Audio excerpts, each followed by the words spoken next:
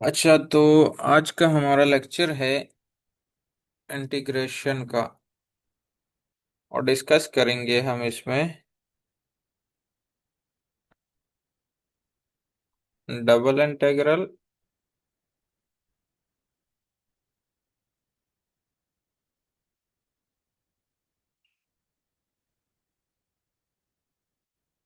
And triple integral. ठीक है। जो आप लोगों ने कैलकुलस वन का कोर्स पढ़ा था, उसमें आप लोगों ने सिंगल वेरिएबल को जब इंटीग्रेट किया था, तो आप लोगों ने यूज किया था सिंगल इंटीग्रल। ठीक है। अब चूंकि आप लोग कैलकुलस टू पढ़ रहे हो, जिसमें आप लोग दो वेरिएबल्स और तीन वेरिएबल्स को डिस्कस कर रहे हो, इसलिए हम टू डायमेंशनल और थ्री डायमेंशनल वाली साइड पे मूव कर रहे हैं।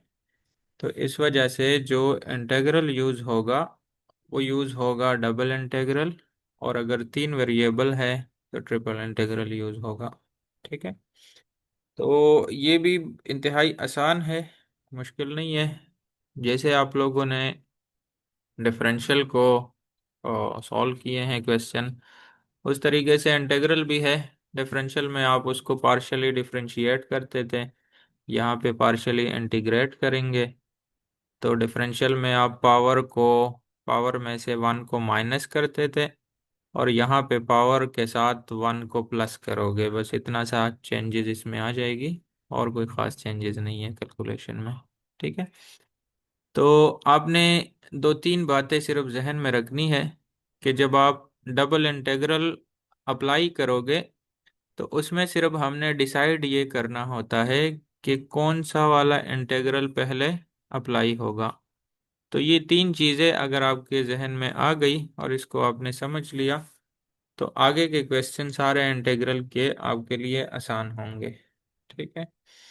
मैं यहाँ पे कुछ साइन लिख देता हूँ। हम्म,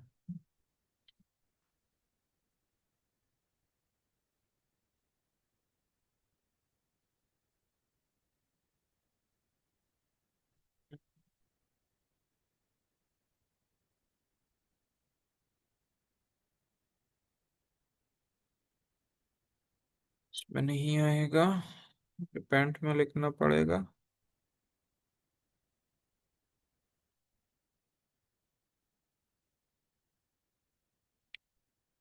आप लोगों ने ना ये तीन सिचुएशन सिर्फ जहन में रखने हैं। तो अगर इसकी आपको समझ आ गई,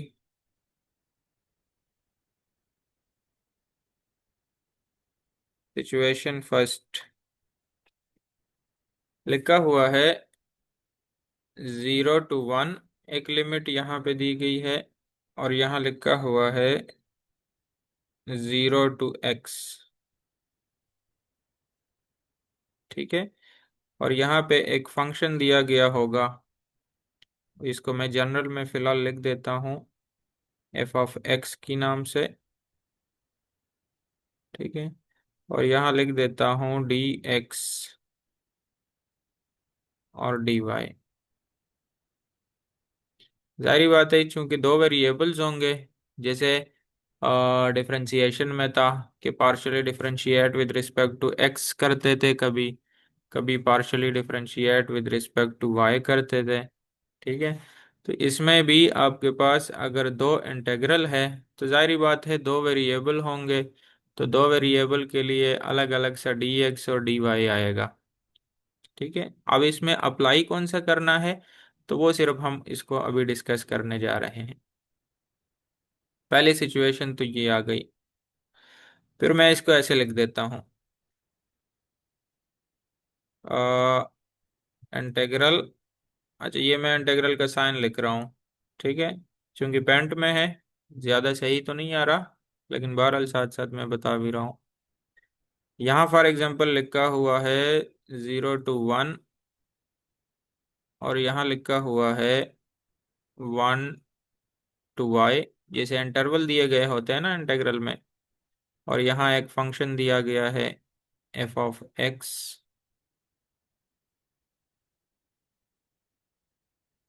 और उसी तरीके से यहाँ लिखा हुआ है dx, डी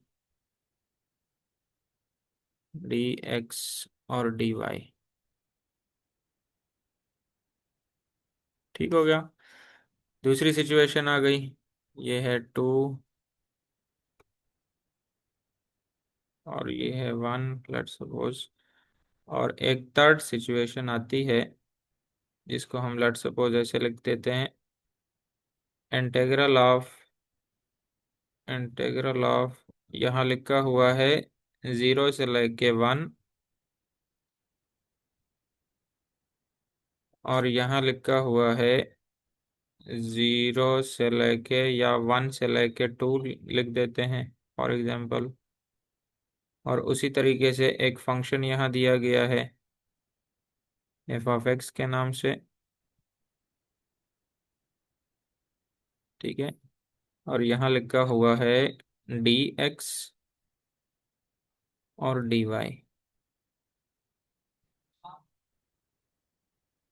तो जब हम क्वेश्चंस की तरफ जाएंगे ना, तो हमें ये तीन सिचुएशन ऐसे नजर आएंगे, कभी ये वाला नजर आएगा, कभी ये वाला नजर आएगा, कभी ये वाला नजर आएगा।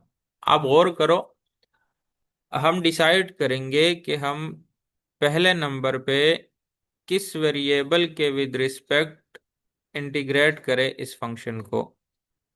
इसी तरह यहाँ पे डिसाइड करेंगे कि किस वेरिएबल के विद रिस्पेक्ट हम इस फंक्शन को इंटीग्रेट करें। इसी तरीके से हम डिसाइड करेंगे कि किस वेरिएबल के विद रिस्पेक्ट हम इसको इंटीग्रेट करें।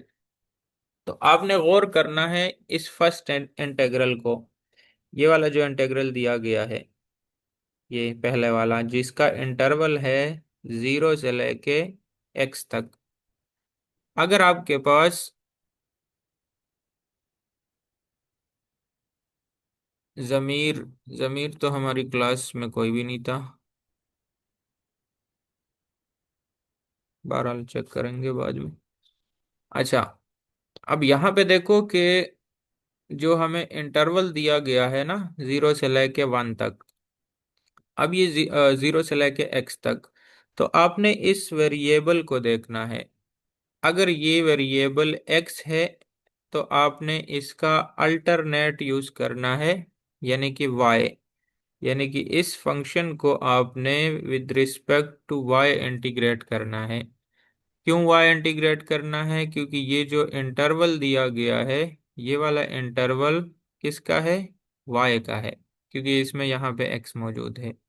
जैसे यहाँ पे दिया गया है y, तो इस फंक्शन को आपने सबसे पहले इंटीग्रेट करना है with respect to x।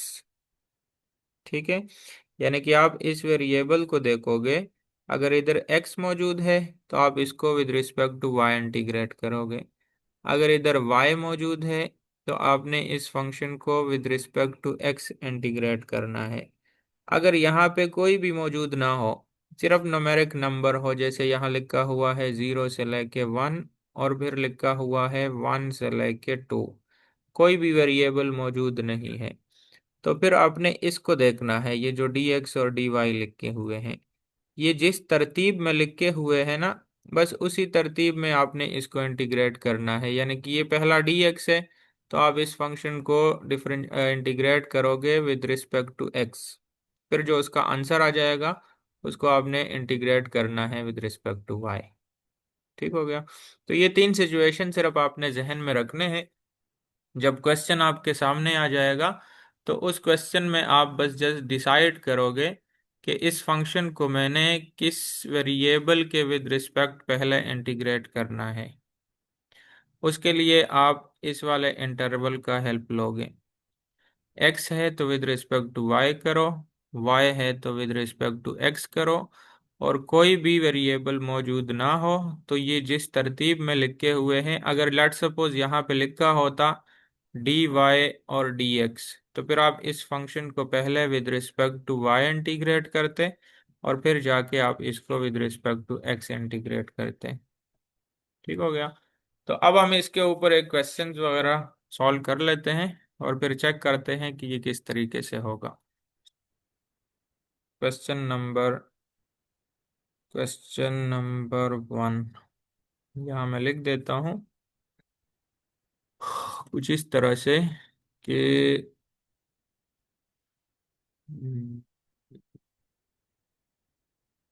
Double integral का साइन नहीं आएगा।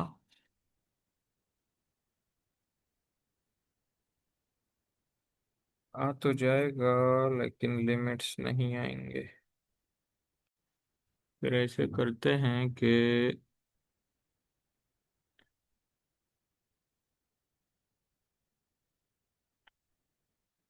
एक सेकंड।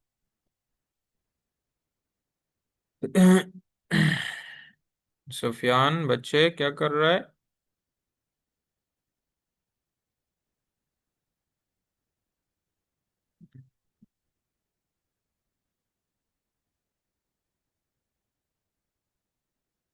ये लिख देता हूँ। और फिर इसमें अगर हम ये डाल दें तो भी नहीं आएगा।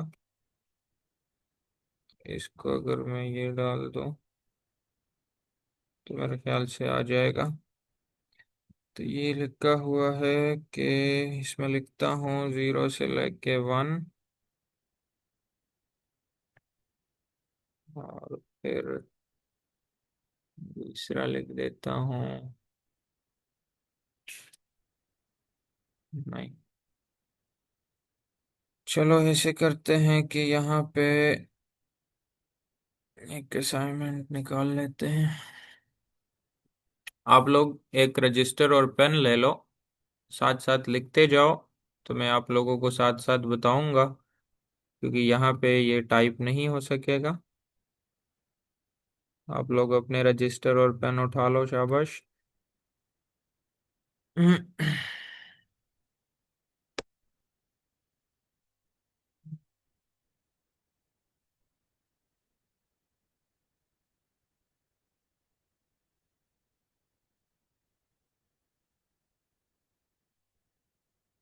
इस क्वेश्चन को देखो।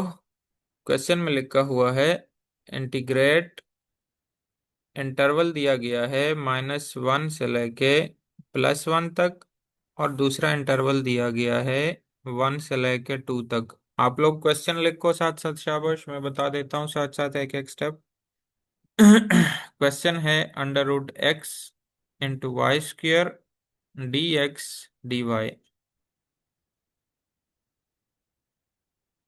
इसको लिखो, शाबाश। फिर मैं बताता हूँ कि इस पे कौन सा वाला अप्लाई होगा।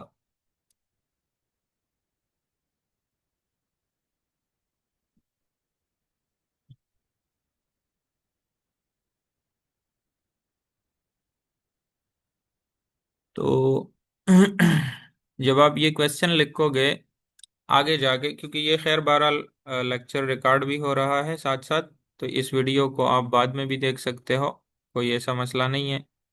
किसी के पास अभी पेन और रजिस्टर अवेलेबल नहीं है तो वो जब बाद में वीडियो देखोगे तो वो रजिस्टर पे आप लोग नोट करोगे साथ साथ। ठीक है। तो यहाँ लिखा हुआ है पहला क्वेश्चन, इंटीग्रल डबल इंटीग्रल लगा हुआ है जिसमें पहला इंटरवल -1 से लेके 1 तक है और दूसरा इंटरवल 1 से लेके 2 तक है। और क्वेश्चन दिया गया है √x into Y square dx dy। तो अभी मैंने आप लोगों को 3 सिचुएशंस बता दिए। अब वो 3 सिचुएशन में ये था कि अगर आपके पास इस तरह की सिचुएशन आ जाए जिसमें कोई वेरिएबल मौजूद ना हो और सिर्फ इंटरवल न्यूमेरिक फॉर्म में आ जाए और फंक्शन दिया गया हो, तो ये जिस सीक्वेंस में लिखे हुए हैं ना, उसी सीक्वेंस में आपने इस फंक्शन को इंटीग्रेट करना है। अब आते हैं यहाँ पे। तो अब आप इसको देखो, जैसे √x लिखा है, तो हमने क्या किया कि चूंकि हमने ये वाला इंटीग्रल अप्लाई करना है तो इस इंटीग्रल को मैंने यहाँ पे अंदर लिख दिया, और दूसरा इंटीग्रल अभी अप्लाई नहीं हो रहा, इसको बाहर ही लिख दिया। और चूंकि हमने इसको विद रिस्पेक्ट टू x करना है तो इसको भी मैंने ब्रैकेट के अंदर लिखा। dy वाला बाद में अप्लाई होगा, उसको इंटरवल के बाहर ही लगा दिया। ठीक है। तो अब चूंकि हमने इसको विद रिस्पेक्ट टू x करना है तो x का जो स्क्वायर रूट था उसको हमने 1/2 की फॉर्म में लिखा। आ जाओ। ठीक है। और अब जाके हम ये वाला जो इंटेग्रल है इसको अप्लाई करने की कोशिश करते हैं। ठीक है। आपको पता है कि जब हम इंटेग्रल अप्लाई करते हैं तो इंटेग्रल में पावर में 1 प्लस होता है, और इसी सेम पावर के साथ जो 1 प्लस करते हैं उससे हम इसको डिवाइड भी करते हैं। ये आप लोगों ने केवल 1 में चीजें सीखी हुई है इंटेग्रल के हिसाब से। ठीक है। तो जब 1/2 के साथ 1 प्लस हो गया तो यही सेम टर्म नीचे आके डिवाइड भी होगा, क्योंकि आपको पता है कि जब हम डिफरेंशिएट करते हैं तो उसमें जब पावर रूल लगाते हैं तो पावर रूल यहाँ पे लेफ्ट साइड पे आके मल्टीप्लाई हो जाता है, इंटेग्रल में यहाँ पे डिवाइड हो जाता है। ठीक हो गया। इसको सिंप्लीफाई किया, 1/2 प्लस 1 को सिंप्लीफाई करने के बाद ये आ गया x⁴ डिवाइड बाई 3/2। और देखो चूंकि ये जो वाई स्क्वायर है ये एज ए कांस्टेंट डील हो रहा है, क्योंकि हम इसको इंटीग्रेट कर रहे हैं विद रिस्पेक्ट टू x। ठीक है। तो Y square as it is आ गया, इसको हमने नीचे अड़ा भी। इंटरवल इसका लगा हुआ था 1 से लेके 2 तक, वो इंटरवल साथ में मेंशन कर दिया। तो जब हम इसको इंटीग्रेट कर लेते हैं तो आगे जाके फिर हम ये वाला इंटरवल इसमें पुट करते हैं। ये अपर इंटरवल है, अपर लिमिट है, और ये लोअर लिमिट है। तो सबसे पहले हम इसमें पुट करते हैं अपर लिमिट को, फिर बीच में माइनस का साइन लगाते हैं और फिर लोअर लिमिट पुट कर देते हैं। ठीक हो गया। ये जो ये वाला इंटेग्रल है ना ये अभी अप्लाई नहीं किया, क्योंकि पहले हम इसमें ये इंटरवल पुट करेंगे और फिर बाद में जाके ये वाला जो इंटेग्रल है इसको अप्लाई करेंगे, जिसको हमने y के ऊपर अप्लाई करना है। ठीक है। अभी हमने इंटीग्रेट किया है विद रिस्पेक्ट टू x। तो जब हमने with respect to x integrate किया है तो इसमें इंटरवल जब हम पुट करेंगे तो वो किसकी जगह पुट करेंगे, x की जगह पे। तो हमने यहाँ पे ये जो वाई स्क्वायर था ये तो कांस्टेंट है, इसको एज इट इज लिख दिया, इसको हमने नीचे अड़ा। ठीक है। ये वाला जो 3/2 है इसको ऊपर लेके गए, इसका रेसिप्रोकल हो गया, इसको भी बाहर लिख दिया। क्योंकि ये कांस्टेंट नंबर है तो कांस्टेंट नंबर को आप बेशक इधर साथ में लिखो या यहाँ बाहर लिख दो, मल्टीप्लाई हो रहा है तो दोनों जगहों पे लिख सकते हो। ठीक है। तो Y square as it is आ गया, एक्स की जगह पे हमने 2 पुट कर दिया, और ये आ गया 3/2 माइनस, बीच में माइनस का साइन आ जाता है, और फिर जाके लोअर लिमिट पुट होता है 1। 1 को पुट कर दिया, 3/2 आ गया। ठीक है। इसको सिंप्लीफाई करें। सिंप्लीफाई करने के बाद 2^3/2 से हमारे पास आंसर आ गया 2.8। वो आप लोग कैलकुलेटर से कर देना, हो जाएगा आसानी के साथ। और 1^3/2 से 1 आ गया। फिर आगे क्या हुआ कि 2.8 में से 1 को माइनस किया तो ये आ गया 1.8। ठीक है।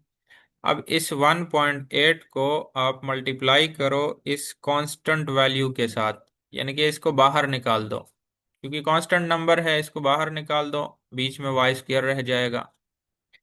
तो 1.8 को बाहर मल्टीप्लाई किया 2 के साथ, ये आ गया 3.6 डिवाइड बाई 3। और ये वाला इंटेग्रल ये अभी y का बचा है, ठीक है, जो सेकंड इंटेग्रल था। ठीक है। तो ये आ गया y² dy। आपको मैंने कहा था कि जब डबल इंटेग्रल हो, जब पहला इंटेग्रल अप्लाई हो जाए तो दूसरा तो एज इट इज है अभी, वो अप्लाई होगा इसके ऊपर, इस y के ऊपर। तो जब इस y के ऊपर हम ये वाला इंटेग्रल अप्लाई करेंगे तो ये आ जाएगा, ये देखो ये कांस्टेंट नंबर है, इसको एज इट इज लिखो, 3.6 divide by 3 into Y square है तो ये बन जाएगा y⁴, क्योंकि 2 में 1 प्लस हो जाएगा और 3 से डिवाइड भी होगा। क्लियर।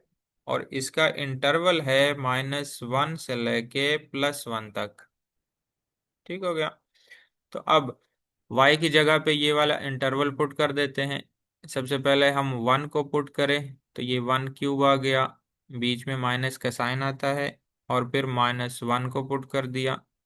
ठीक है, तो 3.6 डिवाइड बाई 9, 9 कहाँ से आ गया? ये जो डिनोमिनेटर में एक ये 3 है और एक ये 3 है, दोनों मल्टीप्लाई हो गए। क्लियर? तो यहाँ से आ जाएगा 1, यहाँ से आ जाएगा -1, और ये माइनस मल्टीप्लाई होके प्लस बना देगा। दोनों को प्लस करेंगे तो 2 आ जाएगा, और 2 को मल्टीप्लाई किया 3.6 के साथ, तो ये बन गया 7.2 डिवाइड बाई 9। ठीक है, इसको आप डिवाइड करो तो आपके पास आंसर आ जाएगा 0.8।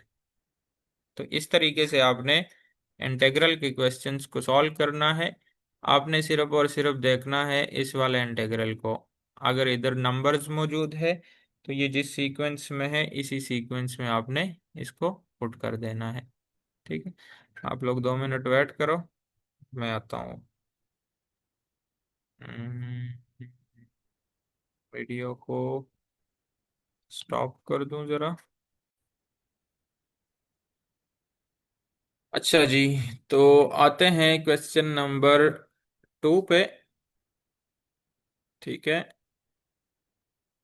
पिछला हमने क्वेश्चन अटेम्प्ट किया जिसमें डबल इंटीग्रल लिखा हुआ था, और वो डबल इंटीग्रल में जो इंटरवल हमें दिया गया था वो न्यूमेरिक फॉर्म में था। ठीक है, तो जो न्यूमेरिक फॉर्म में था उसमें हमने ये वाली सिचुएशन अप्लाई की, ये कि जो सीक्वेंस हो उसी सीक्वेंस के हिसाब से क्वेश्चन को इंटीग्रेट करो। अब हम एक क्वेश्चन अटेम्प्ट करते हैं जिसमें आपके पास जो इंटरवल दिया जाए उसमें कोई ना कोई वेरिएबल मौजूद हो, तो फिर हम उसको कैसे सॉल्व करेंगे? तो क्वेश्चन हमारे सामने है, लिखा हुआ है डबल इंटीग्रल जो इंटरवल हमें दिया गया है वो है 0 से लेके 1, और दूसरा इंटरवल दिया गया है 1 से लेके 2x तक, और जो फंक्शन दिया गया है वो है x² plus 2xy plus y² dx dy। ये जो क्वेश्चन दिया गया है ना, इसको फिर आप लोग ब्रैकेट लगा देना, यहाँ पे ब्रैकेट लगा दो, यहाँ पे ब्रैकेट लगा दो। ठीक है, तो अब आप गौर करो कि आप लोगों को मैंने बताया कि अगर आपके पास ये वाली सिचुएशन बने कि जिसमें ये यहाँ पे x मौजूद हो, साथ में कोई नंबर भी हो सकता है 3x 4x 1/2x इंटरवल में, लेकिन साथ में अगर वेरिएबल x मौजूद हो, तो आपने इस फंक्शन को इंटीग्रेट करना है विद रिस्पेक्ट टू y। ठीक है, यानी कि पहला जो इंटीग्रल अप्लाई होगा वो अप्लाई होगा वेरिएबल y के ऊपर। तो अगर हम इसको देखें, इस वाले क्वेश्चन को, ठीक है, तो हमने क्या किया कि ये जो पहला इंटीग्रल था, इस पहले इंटीग्रल को हमने इस फंक्शन के ऊपर अप्लाई किया। आप देखो ये सीक्वेंस में लिखा हुआ था dx dy, लेकिन चूंकि हमें यहाँ पे x मिला था, और x का मतलब है कि हमने इस फंक्शन को इंटीग्रेट करना है विद रिस्पेक्ट टू y, तो हमने इसको एक्सचेंज कर दिया, dy को अंदर रखा और dx को बाहर लेके आ गए। वो dy को क्यों अंदर रखा? क्योंकि हमने इस फंक्शन को इंटीग्रेट करना है विद रिस्पेक्ट टू y। ठीक हो गया, यहाँ पे भी आप लोग स्मॉल ब्रैकेट लगा देना।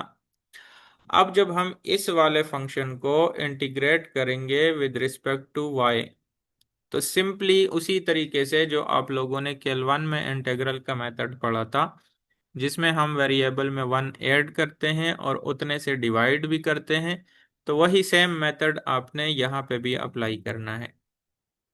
इस वाले इंटीग्रल को जब हमने x² के ऊपर अप्लाई किया तो इसका आंसर आ गया x²y। ये बात जहन में रखो कि जब कांस्टेंट के ऊपर डिफरेंशियल अप्लाई होता है तो कांस्टेंट का डेरिवेटिव होता है 0। जब कांस्टेंट के ऊपर इंटीग्रल अप्लाई होता है तो वो 0 नहीं होता, जिसके विद रिस्पेक्ट आप उसको इंटीग्रेट करते हो वही वेरिएबल उसके साथ आ जाता है। कैसे आता है यहाँ पे देख लेना। आप देखो मैं लिख रहा हूं यहाँ पे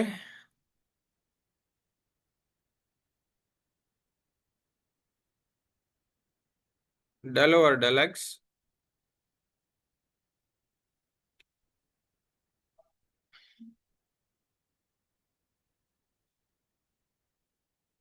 और यहां लिखता हूं 3, और ये बराबर है 0 के।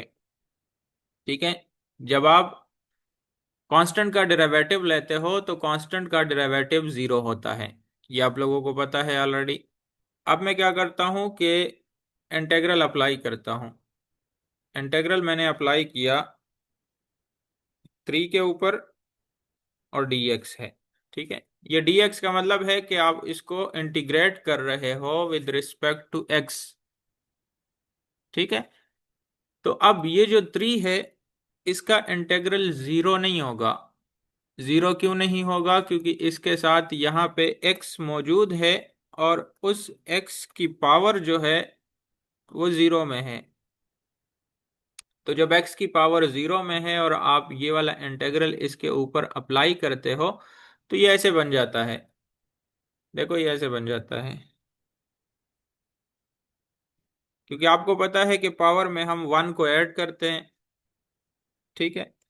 तो 0 + 1 हो जाता है, और डिवाइड बाई 0 + 1, तो वो 1 को हम वैसे नहीं लिखते, तो इसका आंसर आ जाता है 3x। तो ये जहन में रखो, कांस्टेंट का इंटेग्रल 0 नहीं होता, कांस्टेंट का डेरिवेटिव 0 होता है।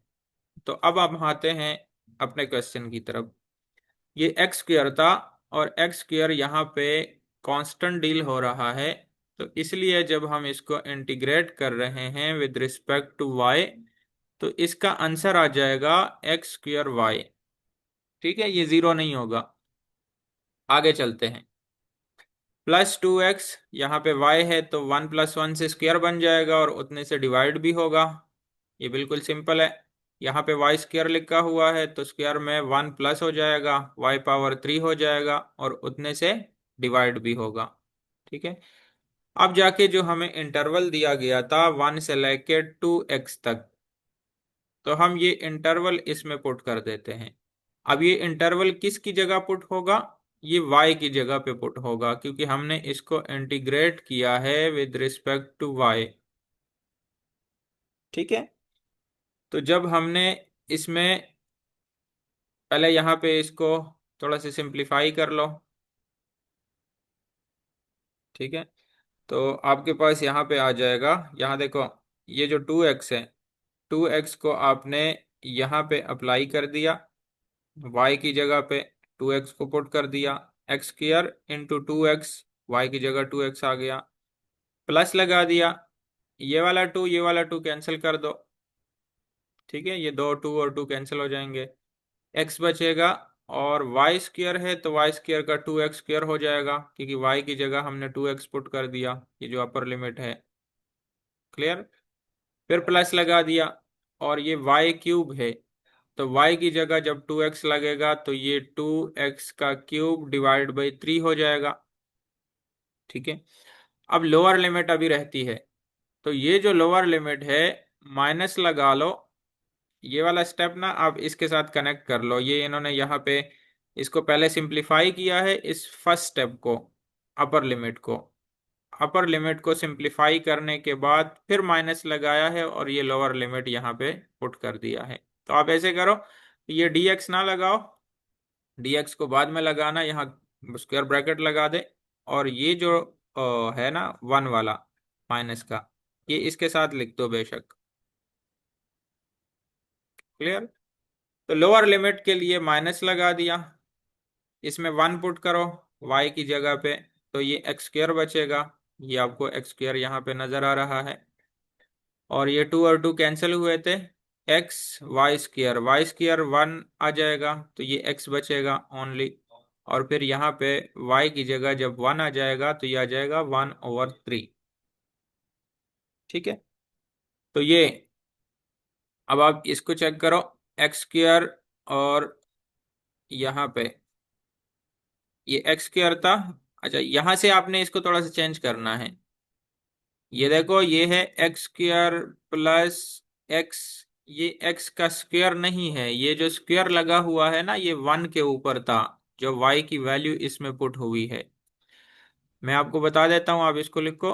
x² plus x+1/3। इसने यहाँ पे लिखा है x² प्लस x², तो आप इसको x² नहीं लिखोगे, ठीक है, इसको आप लिखोगे x।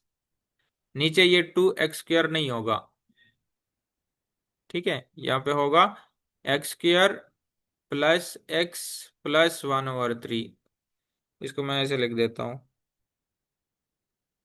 तो यहाँ पे लिख देता हूँ ताकि ये क्लियर हो जाए आपको, क्योंकि आप लोगों ने तो खुद कुछ करना नहीं है। हम्म, ये आ जाएगा कुछ ऐसे। इंटेग्रल इंटेग्रल है 0 से लेके 1, ठीक है, और उसके बाद ये आ गया 6x²।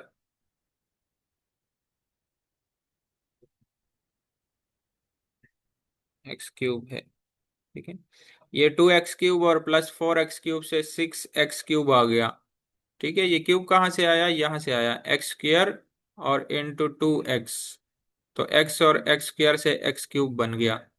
यहाँ पे भी ये 4 आ गया, 2 का 4, और ये वाला स्क्वायर इसके ऊपर भी आएगा, तो x² और x से 4x³ बन गया। इन दोनों को प्लस किया तो 6x³ आ गया, ठीक है।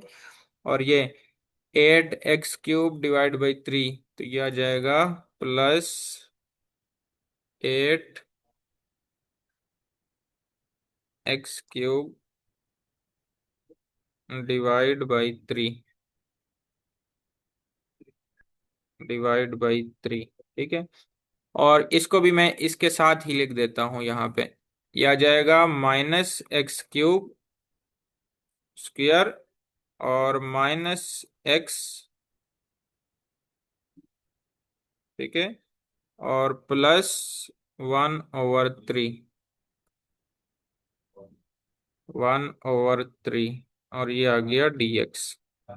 इसको देखो जरा, ये माइनस अंदर मल्टीप्लाई हो गया, x² आ गया, ये माइनस अंदर मल्टीप्लाई हो गया, -x आ गया। आपको मैंने कहा ये x² नहीं है, ये x है, ठीक है। और फिर माइनस अंदर मल्टीप्लाई हो गया, तो ये -1/3 आ गया, ओके। अब ये फॉर्म बनी है हमारे पास। अब आगे जाके हम इसको आगे फर्दर चलाते हैं। अब आप देखो, जब हमने इसको विद रिस्पेक्ट टू y किया है, आप इसको भी प्लस कर सकते हो इसका एलसीएम लेके, क्योंकि ये भी क्यूब है और ये भी क्यूब है। लेकिन मैं इसको अभी फिलहाल कर नहीं रहा, इसको मैं अलग अलग इंटीग्रेट कर देता हूँ, फिर आगे जाके जब इसमें न्यूमेरिक नंबर पुट कर देंगे तो वो इजी हो जाएगा, उसका एलसीएम ले लेंगे। अभी यहाँ पे जाहिर बात है, इधर अब टाइप करना मुश्किल है, तो आप ये भी कर सकते हो। इन दोनों को पहले सिंप्लीफाई करो, दोनों का एलसीएम लो, ठीक है, और फिर आगे जाके आप इसको इंटीग्रेट करो। मैं इसको फिलहाल यहाँ पे अलग अलग इंटीग्रेट कर देता हूँ। तो अगले स्टेप में ये ऐसे बन जाएगा। अब ये वाला जो इंटीग्रल है, इसके ऊपर अप्लाई करते हैं, इसके ऊपर अप्लाई करते हैं, इसके ऊपर अप्लाई करते हैं, इसके ऊपर अप्लाई करते हैं, और इसके ऊपर अप्लाई करते हैं। जब हम 6x³ के ऊपर अप्लाई करेंगे तो ये ऐसे बनेगा, ये बन जाएगा 6x⁴ /4। जाहिर बात है, 3 में 1 प्लस होगा, 4 हो जाएगा, 4 से डिवाइड भी होगा, ठीक है। प्लस दूसरा वाला, ये भी x⁴, और ये डिवाइड /12 हो जाएगा। 12 कैसे होगा, ये 3 + 1 से 4 आ जाएगा, और वो 4 इधर 3 के साथ मल्टीप्लाई भी होगा, जाहिर बात है वो डिनोमिनेटर में भी लगेगा, तो 3 और 4 से 12 आ जाएगा। फिर माइनस लगा दिया, माइनस लगाओ, तो ये आ जाएगा x⁻³ /3, यहां से आ गया, ठीक है। फिर माइनस लगा दिया, ये आ जाएगा x⁻² /2, ये कहाँ से आया, इस वाले से, ठीक है। फिर माइनस लगा दिया, और ये आ गया x डिवाइड बाई 3, क्योंकि कांस्टेंट है तो कांस्टेंट का इंटीग्रल जीरो नहीं होता, जिसके विद रिस्पेक्ट आप इंटीग्रेट कर रहे हो वो आ जाता है साथ में। ठीक है, और इसकी लिमिट क्या है, तो वो लिमिट यहाँ पे लगा देते हैं। लिमिट है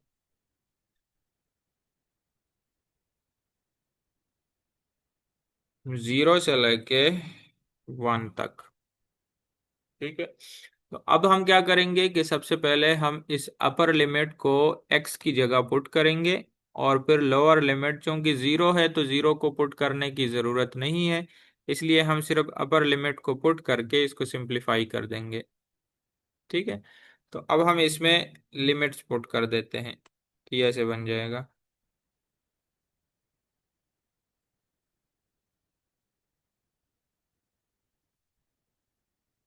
हमने क्या किया, इधर x की जगह पे वन पुट कर दिया।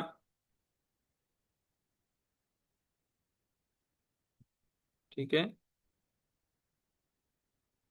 यहाँ पे भी x की जगह वन पुट कर दिया,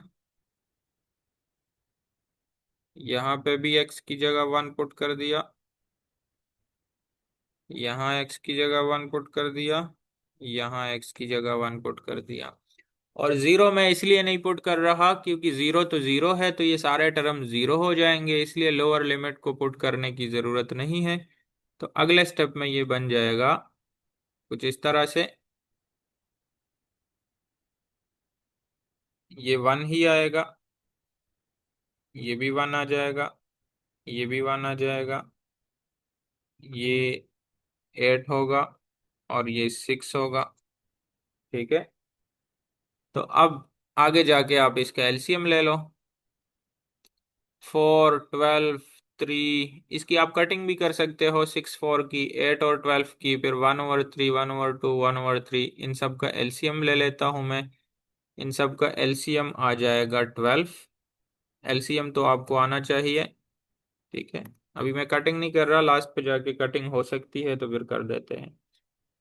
12 एलसीएम आ गया, 12 को डिवाइड किया 4 के साथ, 3 आ गया, 3 6 के साथ मल्टीप्लाई हुआ, 18 बन गया, प्लस 8, 12 डिवाइड हो गया 12 के साथ, 1 आ गया, 1 8 से मल्टीप्लाई हुआ, 8 आ गया, माइनस 12 डिवाइड किया 3 के साथ, 4 आ गया, 4 1 से मल्टीप्लाई हुआ, 4 आ गया, फिर -6 -4। ठीक है, तो ये आ गया एलसीएम लेने के बाद की टर्म्स, और ये आपके पास बराबर आ गया कुछ इस तरह से। 8 और 8 से बन गया 26, और यहां से बन गया -14। ठीक है, तो 26 में से 14 को माइनस करो तो आपके पास आ जाएगा 12। ठीक है, और 12 डिवाइड बाई 12 से आ जाएगा 1। क्लियर है, तो ये आपके पास आ गया इसका आंसर। सही है, तो इस तरीके से आपने डबल इंटीग्रल को सॉल्व करना है। डबल इंटीग्रल में आपने ये ध्यान रखना है कि जो आपको इंटरवल दिया जाए उस इंटरवल में यहाँ पे आपने इसको देखना है। x मौजूद है तो पहले with respect to y different integrate करो, अगर y मौजूद है तो आप इसको with respect to x different integrate करो। अब आप लोग फिर प्रैक्टिस के लिए ऐसे करो कि इसी सेम क्वेश्चन को आप ट्राई करो, और इस 2x की जगह पे 2y लिख देना, फिर आगे जाके पूरा क्वेश्चन सॉल्व कर लो।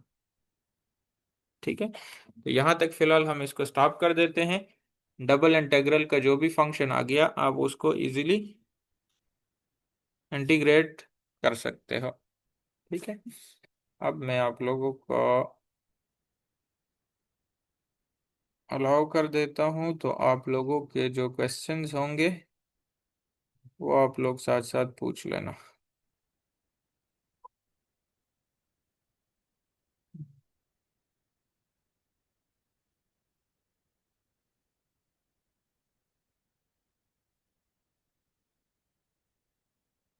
हाँ भाई, आप लोग अब क्वेश्चन पूछ सकते हो। जोन जोन से मसले मसाइल आ रहे हैं तो वो आप पूछ लेना। शाबाश।